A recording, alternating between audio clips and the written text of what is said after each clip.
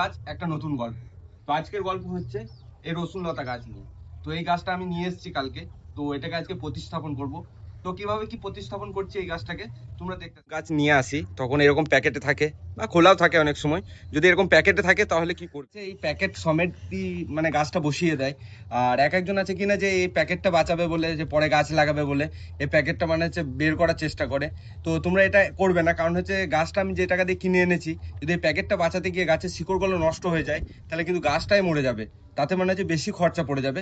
এই প্যাকেট কিনতে পাওয়া যায়, মিশোতে কিনতে পাওয়া যায়, তো মিশো থেকে কিনতে পারো এই প্যাকেট। এই প্যাকেটের দাম বেশি কিছু না, ওই 1 টাকা 2 টাকা পিসে পড়ে। তো চেষ্টা করবে যে এটাকে মানে হচ্ছে ফেলে দেওয়ার চেষ্টা করবে, যদি ছুরি থাকে ভালো হয়। তো আমার কাছে কাঁচি আছে, আমি কাঁচি দিয়ে এটা ফেলে দিচ্ছি।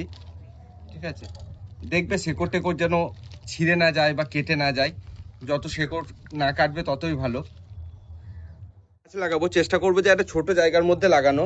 কারণ হচ্ছে ছোট জায়গার মধ্যে লাগালে কি হয়, তাড়াতাড়ি শিকড় বিস্তার করে আর গাছটা বড় হয়ে যায়। পরবর্তীকালে মানে হচ্ছে কোনো একটা বড় জায়গার মধ্যে আমরা প্রতিস্থাপন করে দেবো।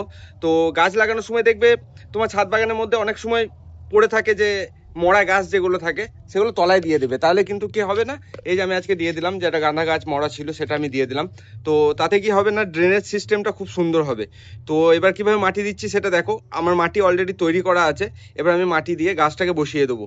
গাছ লাগাবে চেষ্টা করবে যে মাটিটা এতটাই দেবে যে টপ থেকে যেন 2 থেকে 1 ইঞ্চি জায়গা ফাঁকা থাকে, কারণ পরবর্তীকালে যদি আমরা কোনো রকম ভার্মি কম্পোস্ট বা কিছু দিতে চাই তখন সেখানে দিতে পারবো। আর জল দেওয়াটাও সুবিধা হয়, যদি পুরো ভর্তি করে দিই তাহলে এখানে জলই আমি দিতে পারবো না, জল উপচে পড়ে যাবে। তো এটা চেষ্টা করবে। আর এটা আমার ফাইনাল পটিং, এটা পট হয়ে গেছে।